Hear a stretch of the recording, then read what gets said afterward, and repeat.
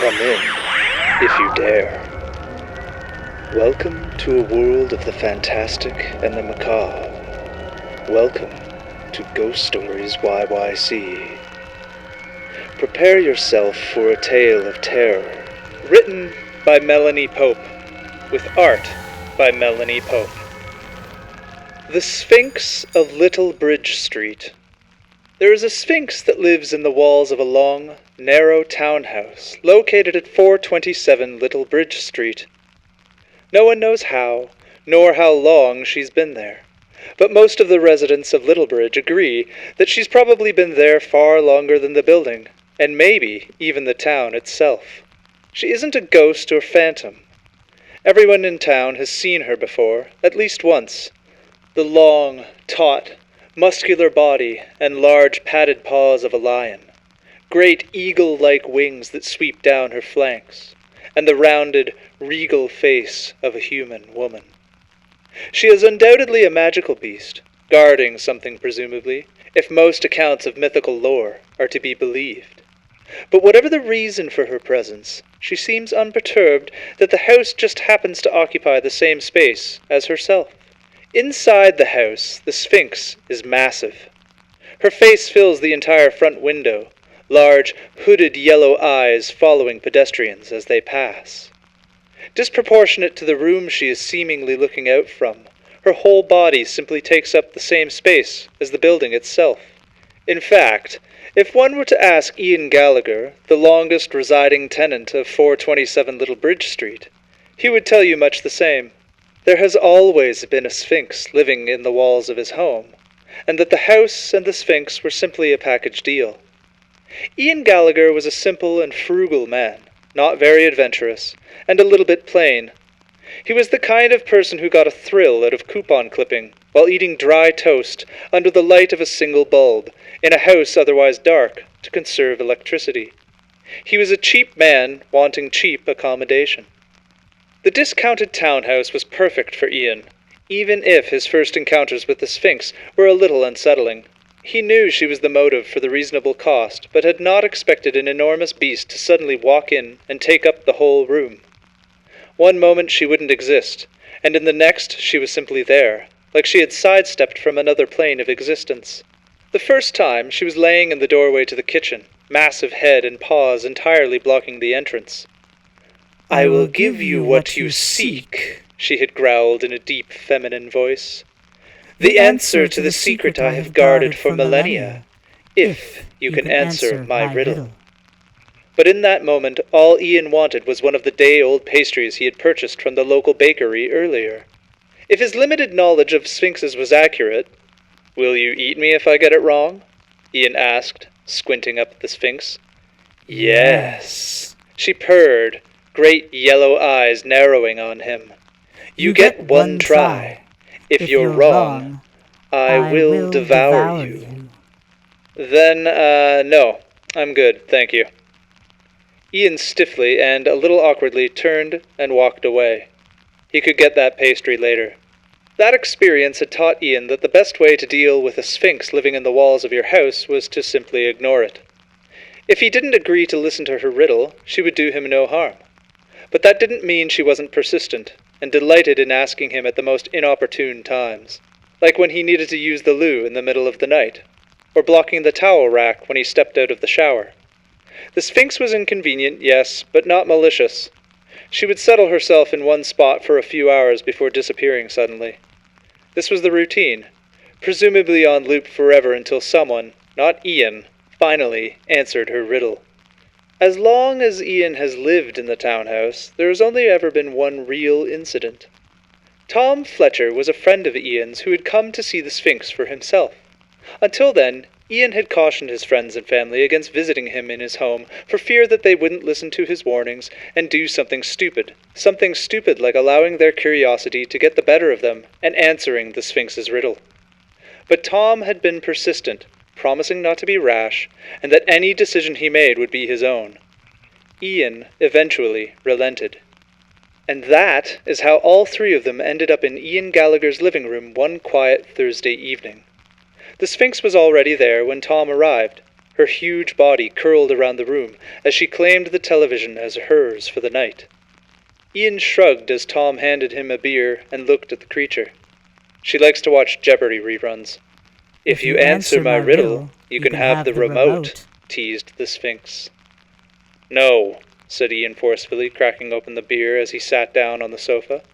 Tom was slower to follow, looking a little awestruck as he stared up at the Sphinx. Ian's attention flipped back to the TV.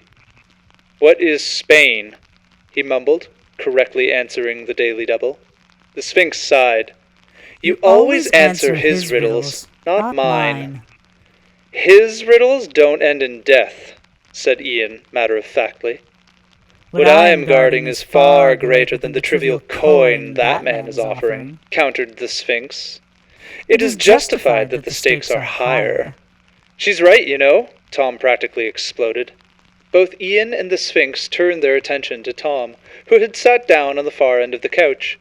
You could be sitting on a whole mountain of gold for all you know. Are you curious to find out what she's guarding? Ian shrugged and sank back into the sofa, sipping his beer. It's a lot to gamble on a single question, don't you think? Haven't you ever heard of the saying, nothing ventured, nothing gained? Asked Tom incredulously. Ian gave his friend a flat look. The risk, quite literally, is to be eaten. It could be infinite wealth. It could be the elixir of life, Tom carried on, starry-eyed, as he considered the possibilities. It could be, the Sphinx rumbled, her great tail thumping against the carpet, showing more interest in Tom than she had shown anything in a long time. Will you answer my riddle, Tom? Answer it correctly, and you will be granted safe passage to my treasure. Fail, and you will be devoured.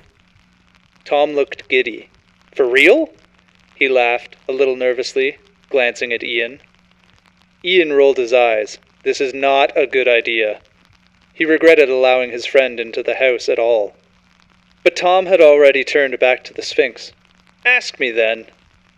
Instantly its large yellow eyes flashed bright gold as the Sphinx sat up. The room where they sat seemed to bend, walls darkening and melting away as they were exposed to an immense superlunary space, dimly lit by thousands of tiny lights, all swirling and mixing like some sort of cosmic chamber. Ian had never seen something so beautiful and overwhelming, as if he was experiencing a plane he wasn't fully meant to comprehend. In fact, all that really stayed within his focus was the Sphinx, his friend Tom, and the sofa on which they sat. Tom leapt to his feet and stood in front of the Sphinx, towering above them, wings outstretched. For the first time, Ian realized just how immense, how celestial a being she truly was. In a voice more deep and ethereal than anything Ian had heard before, the Sphinx rumbled at his friend. Everyone uses me, but not everyone can control me. I keep you safe in the crucial moments.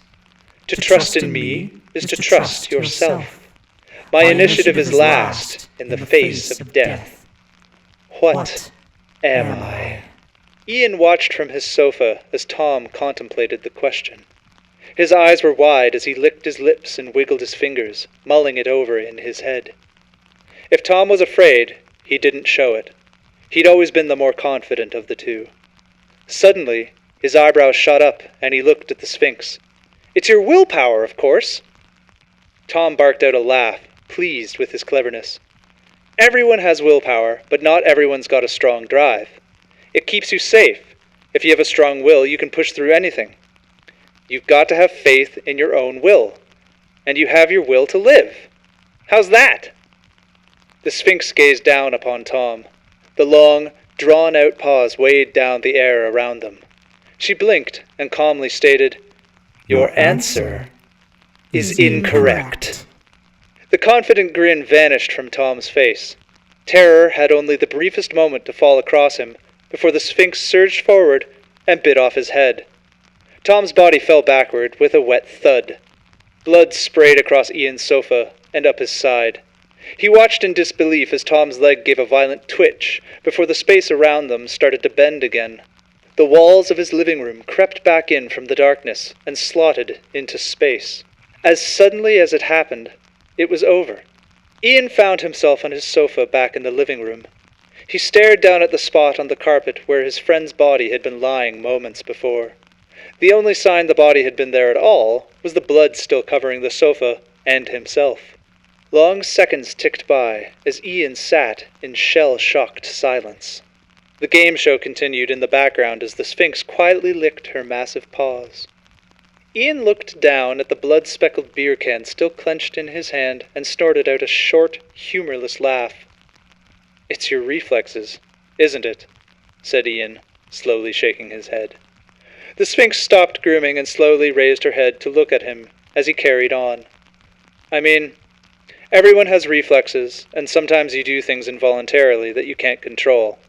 Your hand will jerk back on its own if you touch a hot burner accidentally, and you better trust yourself well enough to pay attention."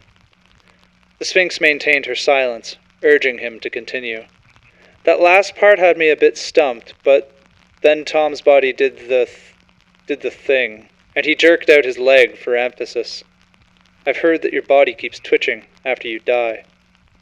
So there you go."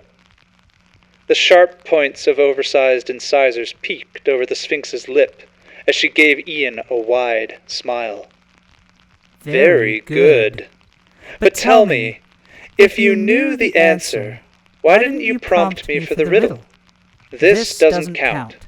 "I know," Ian shrugged for what felt like the 100th time that day, and took a shaky drink from his crinkled beer can. "I'm still not prepared to die over a single wrong answer, even if the reward is the elixir of life." And for the first time the Sphinx let out an amused laugh. "I never said that's what it was." She gave Ian one of her own shoulder shrugs of indifference and went back to cleaning her paws. Oh well, nothing ventured, nothing gained.